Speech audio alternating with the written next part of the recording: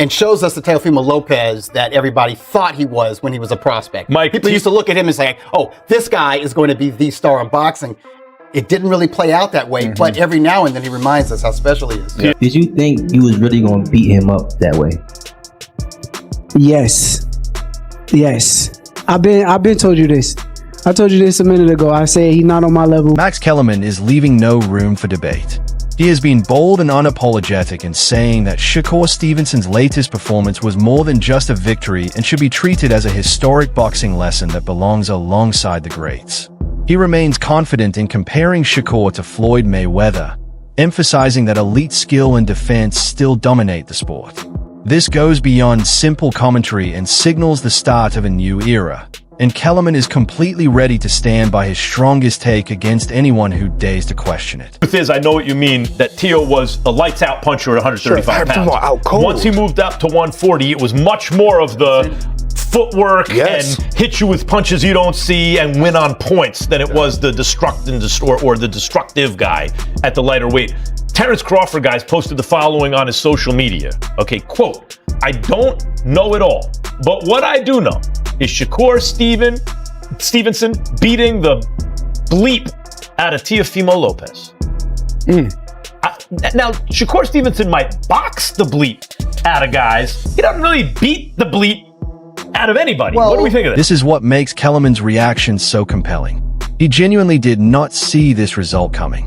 Going into the fight, Max was urging restraint and warning fans that Teofimo Lopez posed a real threat to Shakur. He highlighted Teofimo's raw strength and his tendency to rise to the occasion against top-level fighters like Lomachenko. However, once the fight was over, Max shifted his position entirely. He openly acknowledged on live television that his earlier worries were off the mark, not because Teofimo failed to show up, but because Shakur simply never gave him the opportunity to fight his fight at all. Real easy tonight. It was, it had to be very frustrating for T.O. Keyshawn, at the party. Why do you think it was difficult for T.O. to make adjustments to you? Like, why? Why? I think that, I studied them. I've been watching him for years. I seen T.O. when we was in the amateurs. Everything that I seen was there tonight. Like the things that I kind of saw on tape and on film, it was all in front of me tonight. And there is benefits from watching tape. When we saw Conor being in the ring with you and the idea of you two fighting, for British fans, it would come as a bit of a curveball. You now have 4 different weight world titles and Conor's not boxed for a world title yet. What's going on between you two? Why is that a fight that you like? I'm into big fights. I like big fights. I like big money fights. I like proving that I'm the best, and I like doing things that people say I can't do. There's a lot of people that will say that I'm too little for Conor Ben, and I can't do it. So it makes for a tremendous fight. And Eddie mentioned that there's quite a few that DMs go back and forth between you two. Is it all amicable? Is there a bit of aggro going on? It's gonna be a good beef. I like the beef. I like the story behind it, and it's a tremendous fight. This was never about Shakur simply getting through a difficult fight. It was a precise technical dismantling that made a proven world champion appear out of his depth. Max realized that his pre-fight analysis overlooked the most critical factor: Shakur's ability to neutralize everything his opponent brings. That kind of control is extremely rare and has only been displayed by a handful of fighters throughout boxing history.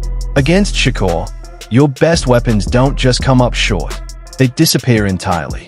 Max emphasized that Shakur outboxed and outthought Lopez so thoroughly that the threat everyone feared was essentially erased by the second round. Teofimo Lopez did not have any answer for the lead hand, the jab of Shakur Stevenson. And even before the fight started, you saw Teo come out with the, Jabberwockies, and he was doing a lot of, dancing. And on his face, though, you didn't see kind of the joy and the happy and the smirk that you saw yesterday at the weigh-ins. There was a lot of mind games all week from Teo to Shakur, making him wait, trying to get in his head. It looked like he kind of did at the press conference, but like I've said many times, the press conference does not have any effect on the fight itself, right? The best fighters will show up when the time comes. They'll adjust.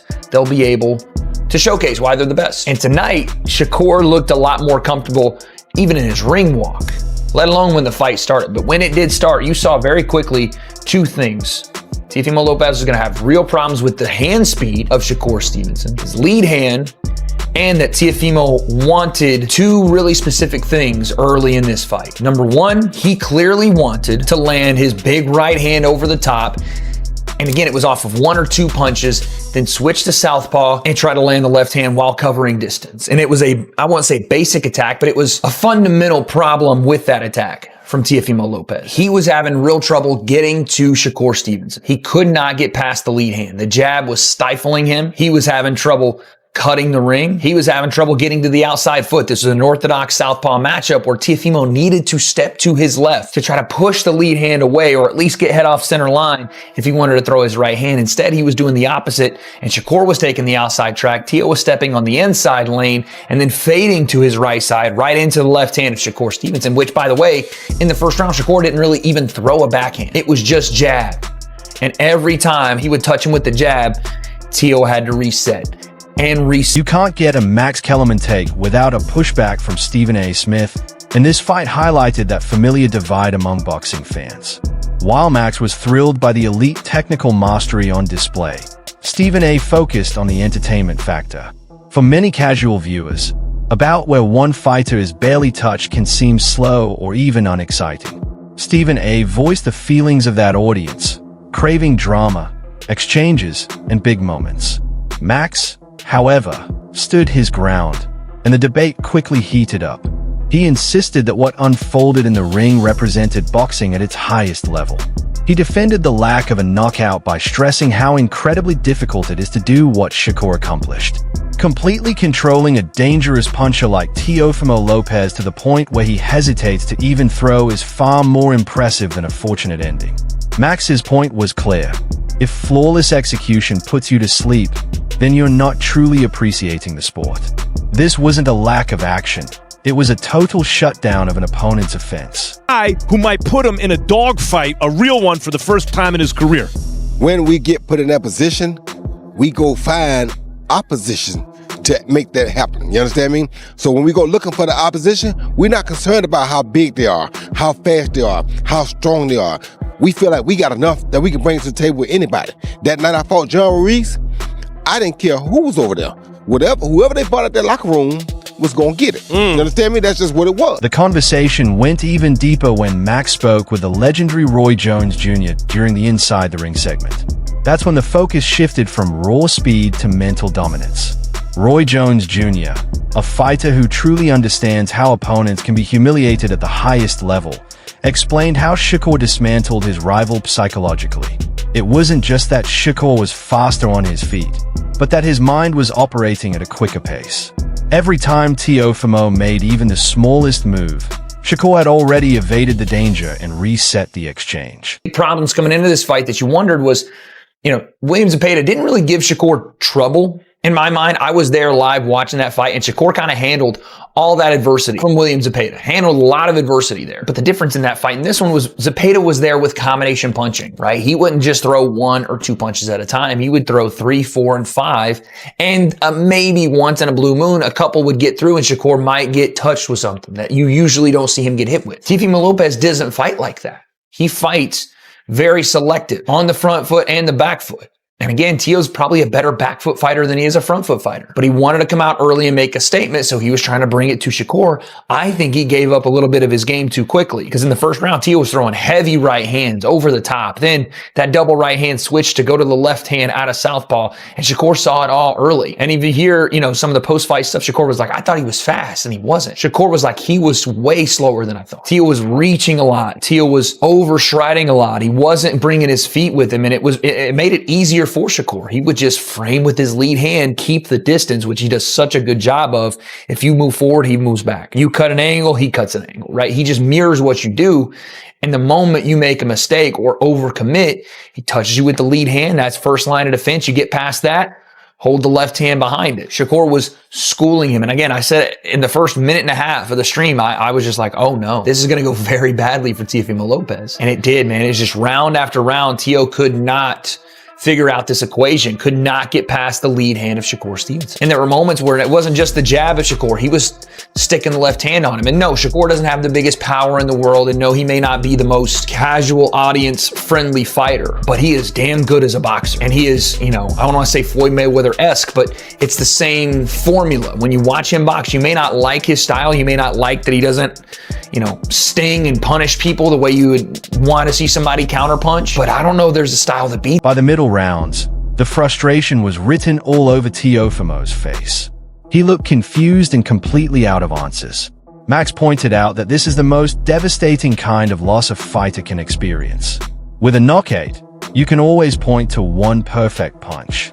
But when you remain conscious, give everything you have, and still can't land anything meaningful, it shatters your confidence. Together, they broke down the psychological war unfolding in the ring. Shakur used distance not just for defense, but to irritate Teofimo into making desperate, poor choices that were immediately countered.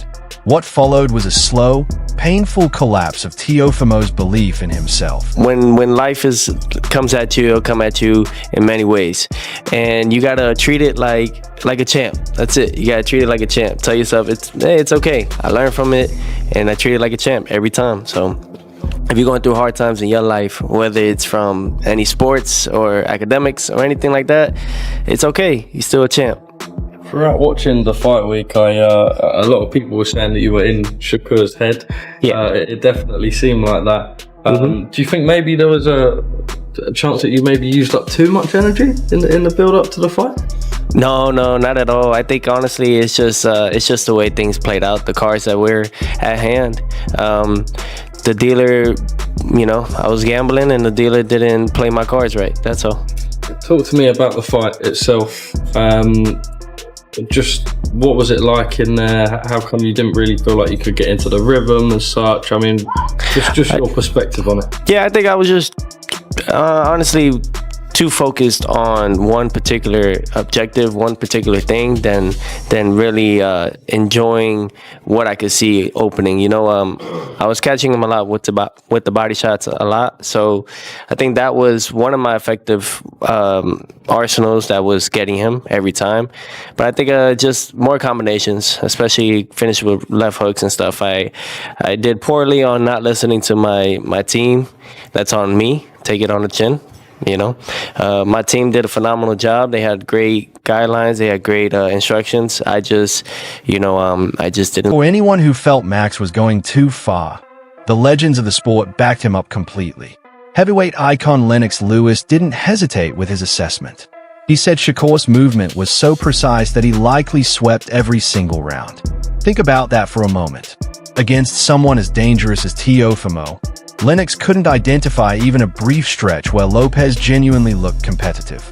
At the elite level of boxing, that level of control is extremely rare and highlights just how extraordinary the performance truly was.